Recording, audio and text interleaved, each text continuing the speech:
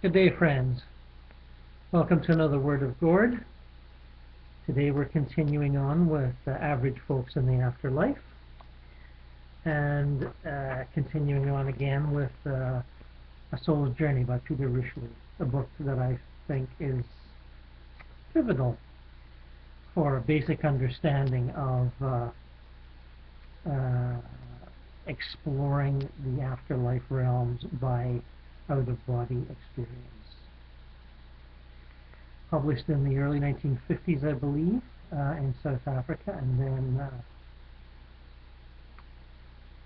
more widely distributed in various paperback versions starting in, I think, the late 70s, early 80s. And you search the internet booksellers, you'll find that there's various editions from various publishers now available, either in print or something out of print, but not hard to guess.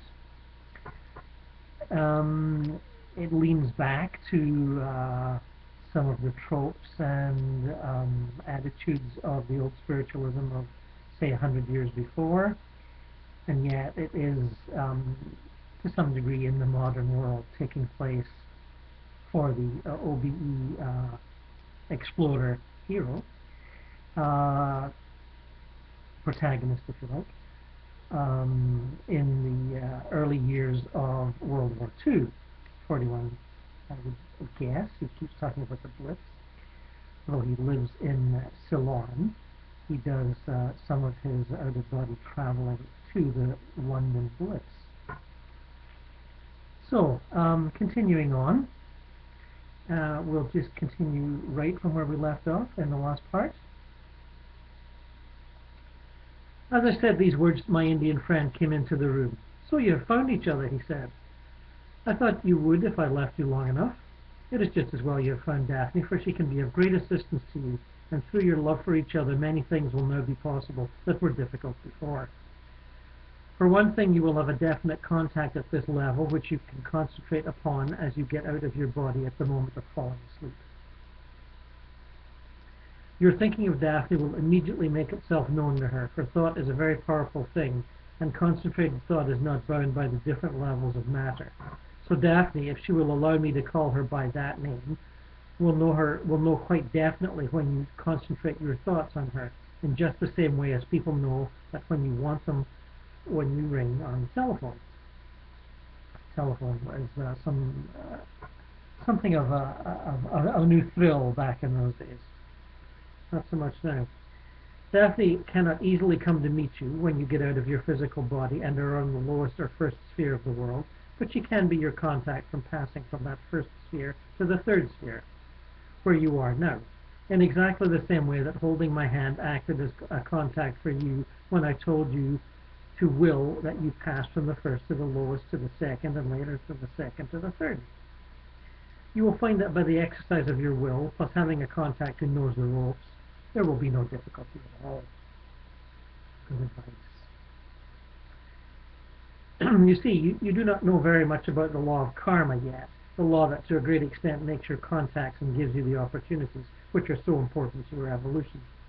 The law of karma, or the law of cause and effect, as it is usually called in Christian countries, deals with every word, thought, and action of yours at the physical level.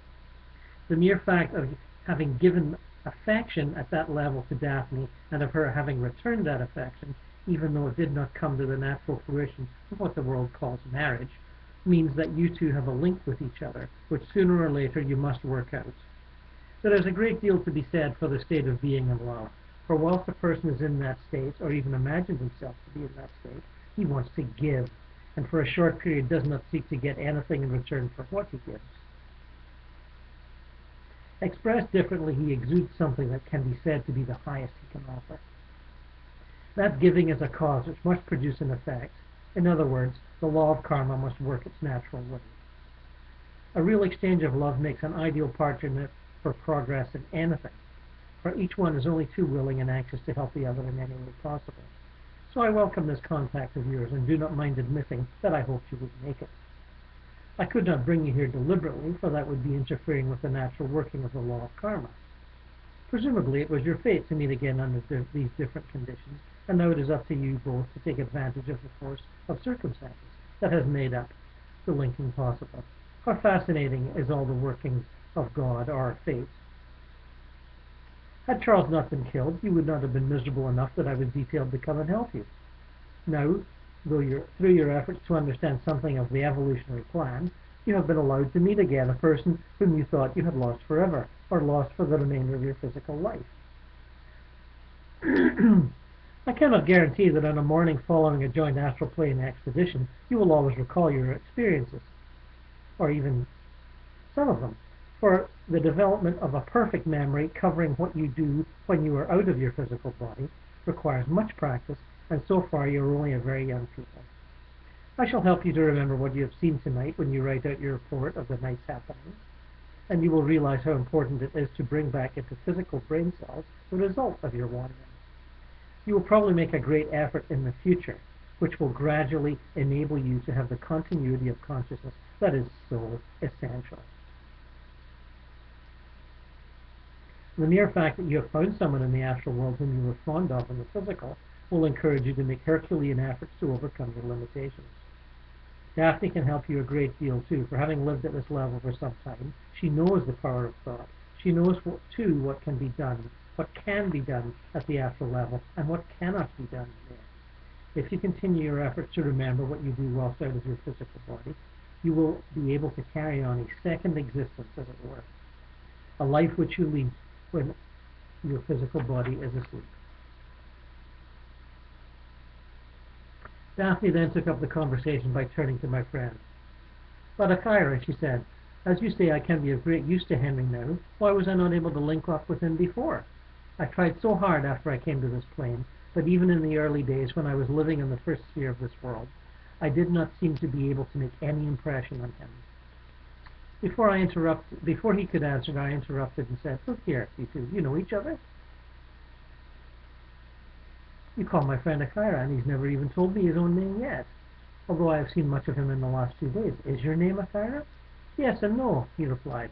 "It is certainly part of my name, and I am usually called that by those who have contact with me at this level. It is good enough for our purpose, so you two may call me by that name if you wish.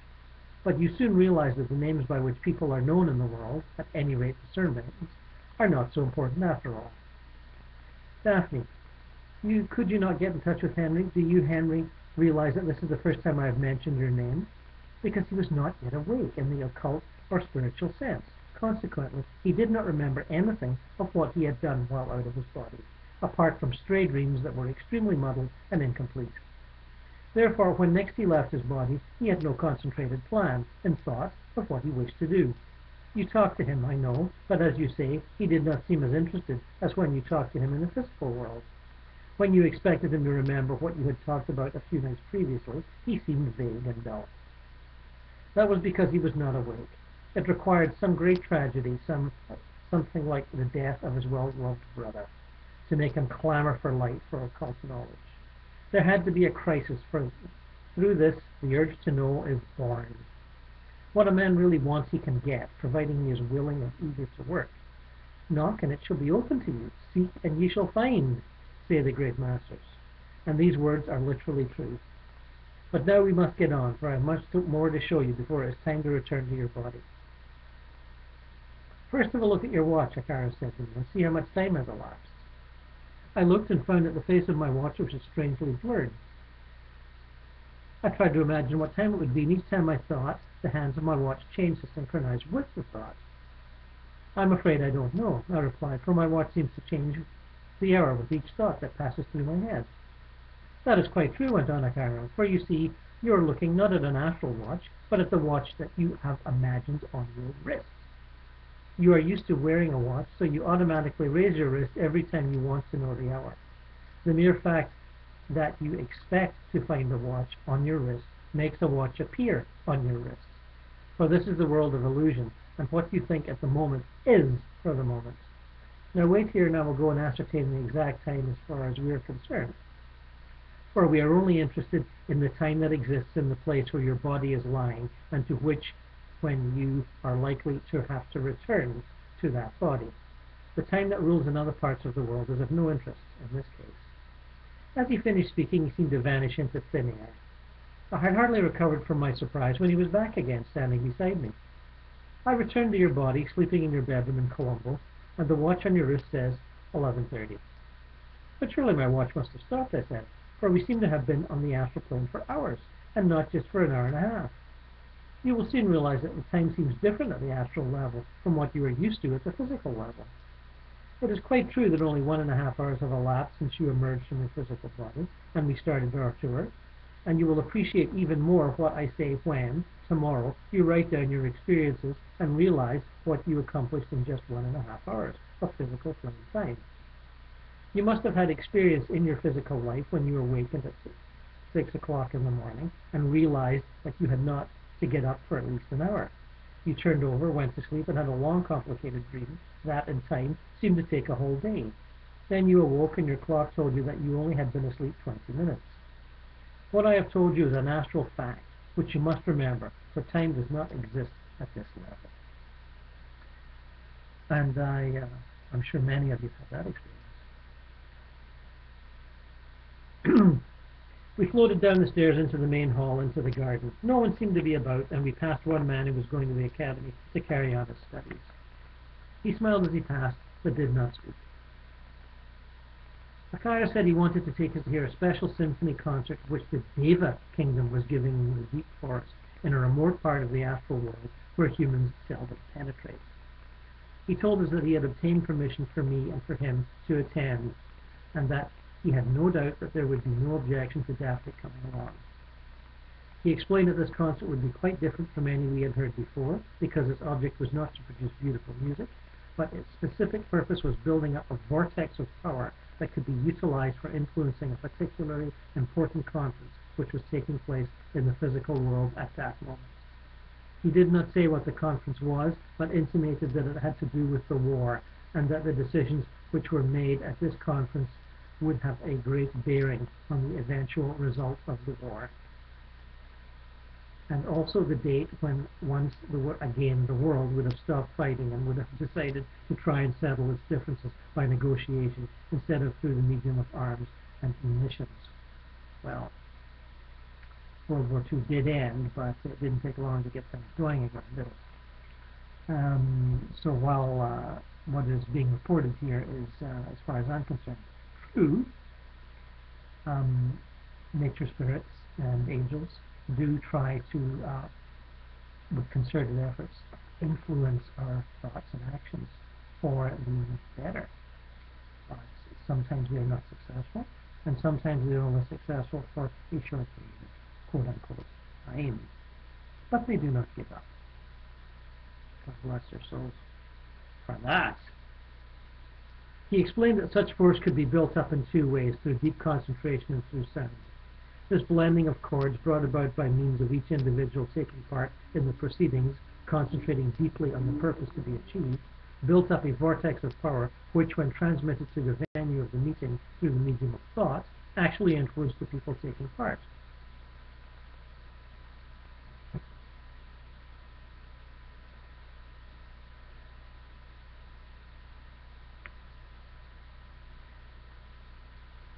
Without further preamble, actually there was a bit of a preamble, but I've skipped that, we set then off into the distance, floating about 5 yards above the ground and traveling at a speed of about 50 miles an hour.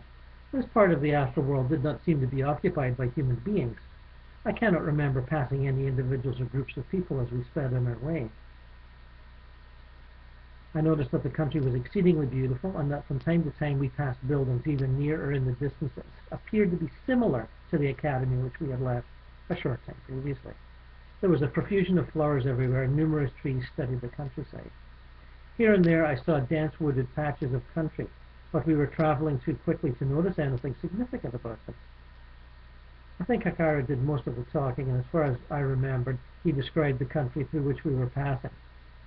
But my mind was so full with the wonders of my journey and what was still in store for me that I cannot remember anything in particular to record. After traveling for what seemed like 10 or 15 minutes, I saw ahead of us what appeared to be a dense forest, and I remember Akara pointing out this landmark as we approached it. We did not, however, come to earth at the beginning of the forest, but floated some few feet above the tops of the trees, perhaps 3 or 4 miles of the forest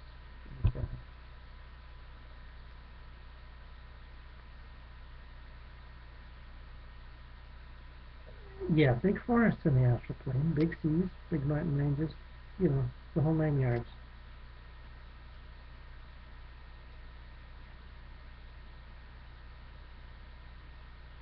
A car led us through an opening in the trees after slowing down and approaching a walking pace, where I observed there was a most beautiful open glade in the form of a rough circle, of the diameter of which was possibly 50 yards. As we came to earth, there was no sign of activity, nor could I see anyone or anything moving in the open space before us. We were led to a huge tree, the roots of which gave us most comfortable seats, and we were told to sit down and remain quiet. Sit down and be quiet. It is perhaps opportune that I mention my impression of the light in this open space. We were surrounded by dense trees like an Indian jungle, whose tops seemed to branch out so that the space at the top was very much smaller than the circle at the edge of which we sat. As I have mentioned, on the astral plane the light is bluish-gray, more clearer than the most perfect moonlight, and it has not the bright, direct effect that sunlight gives. Visualize this glade as being perfectly light in its entirety. If a rabbit had run across the open circle, no one could have missed seeing it until it had run into the thickness of the jungle. We therefore had perfect vision of everything that took place. After sitting there for some minutes, I noticed a group of little men, like dwarves, emerge from the forest on my extreme left, where they seated themselves cross-legged in a semicircle. As far as I can remember, there were about 10 of them, and each one carried with them an instrument which looked like a cross between a kettle drum and a tom-tom. I noticed they were dressed in little brown suits with tiny shoes and caps which were made of a vivid green material, far brighter than the foliage of the trees. Their features appears to be those of middle-aged men, varying from 40 to 70 years of age, judging by our standards. Not unlike Walt Disney's film Snow White and the Seven Dwarfs. So there you go. They did not speak or make any sound. Soon afterwards, a group of much taller people emerged from the forest, both male and female, an entirely different race.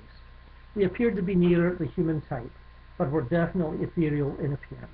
The female members of this group were girls whose ages might have been from 18 to 25. All had long hair, hanging free, or tied with a blue or green ribbon. Both men and women were absolutely silent. This group numbered perhaps 35 in all, and they carried with them instruments, obviously of a musical character, but slightly different from the violins, cellos, clarinets, and flutes, which we see in the Western World Orchestra. They did not sit down, but ranged themselves so that those with the same type of instruments were more or less together, whilst all formed a compact group, standing perhaps about 20 yards away from the first group of little men. They did not seem to be a breath of wind, yet the top branches of the huge trees moved slightly. An amazing silence prevailed for a moment or two, and then all at once the little men started to use their drums. Almost simultaneously they began to chant in very low voices, which blended with the background of the drums, without taking away from the beauty of the notes, which came from the mouths of the little men. Obviously it was a spiritual chant or mantra, for the very air was permeated with the outpouring of force, which quite definitely they were endeavoring to create. After perhaps 6 verses of this chant, this second group, or main orchestra, commenced to play. It was quite impossible to describe the beauty of the music played, which blended perfectly with the background of the chanting and gentle drumming. The volume was not great, but it held one enthralled by its purity and beauty. What was being played was a symphony, for it had separate and distinct movements, with a main theme which was repeated from time to time. 2 complete movements had been played, and the orchestra was in the middle of the 3rd movement when, suddenly, what seemed to be a human voice of astounding beauty rang out on the air. It seemed to come from above, and immediately I looked up. At first I could see nothing and no one. After some time, a car directed my attention to a distant tree on the opposite side of the glade, and there at the top I saw what appeared to be a young girl of great beauty, sitting on the branches with her hair floating behind her, taking the solo part in this most beautiful symphony of sound. She was a pure soprano, but her voice had no great volume, but the purity of each note sung tore at my heartstrings, so much that I wanted to weep. Oh, I've been there already.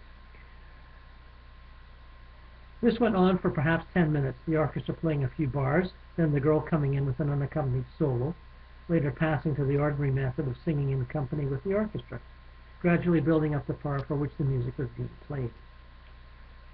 The 4th movement, that seemed to embody the spirit of the 3 which had preceded it, entirely orchestral, closed the performance. The symphony simply faded away, and suddenly one realized that the silence which had been so noticeable surrounded us once again.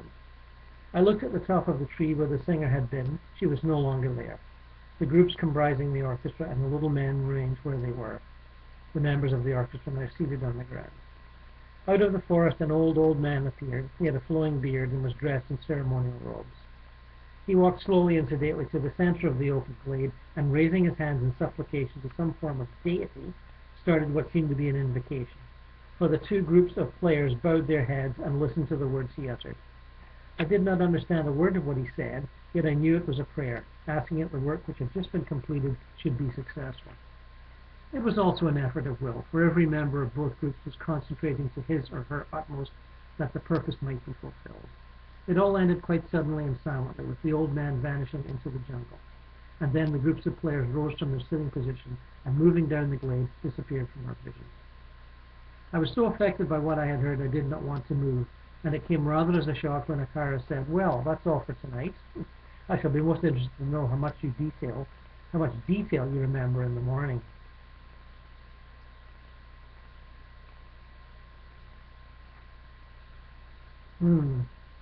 I was still rather in a daze when we stood up, and floating through the openings in the trees began our homeward journey.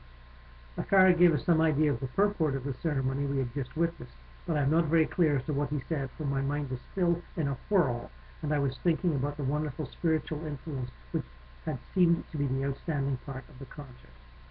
I remember, though, that he described the different performers. He said that the little men were nature spirits, whereas the orchestra was composed of members of the Deva kingdom, which is the parallel evolution to our human kingdom. The latter were similar in development in the scheme of evolution to Daphne and myself and the human kingdom. The soloist was in a different category, for she was a very advanced Deva and equal to that evolution to an exceedingly advanced individual in our evolution. The old man could be described as a priest, for he was dedicated to the priestly functions of that evolution and evolved through them, in a way very similar to that which happens in the human kingdom. In due time we came to the academy and stopped on the lawn just in front of the entrance. Akara said it was necessary for me to retain a clear picture of this building in my mind for future occasions. I asked Daphne how I could find her again, presuming that I was able to get as far as this building by my own efforts. Akara replied for her that I could usually be sure of finding her there, for as there is no overcrowding in the astral world, most people can retain a particular working place for themselves. He, however, suggested to Daphne that she could show me the little cottage where she lived. Daphne was delighted at the suggestion and asked us to come and see it.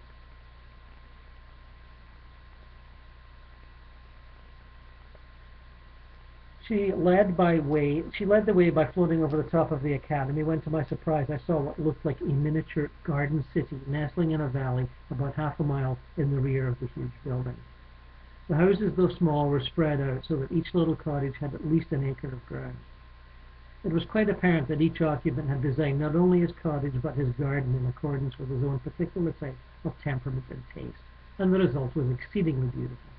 There were cottages which might have been transplanted from any of the beautiful districts of England, others reminiscent of small villas in the south of France, others purely Italian in type, whilst I noticed at least two built to resemble Eastern temples.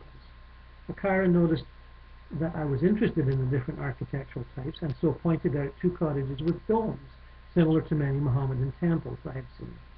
He said they were owned by people who were particularly interested in having a room with perfect acoustic properties.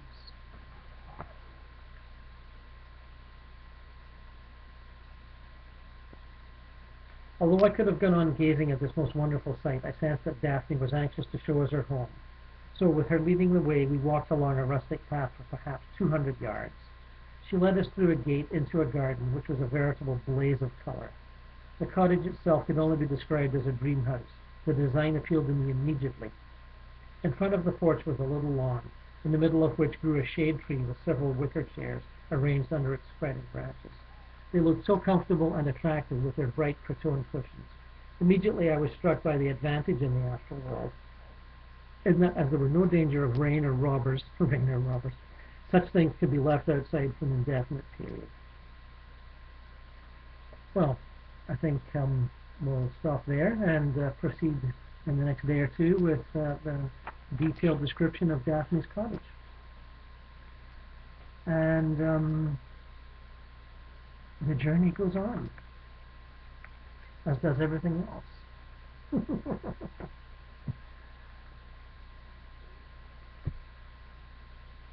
So, farewell for now, friends. God bless you all. Take care till next time.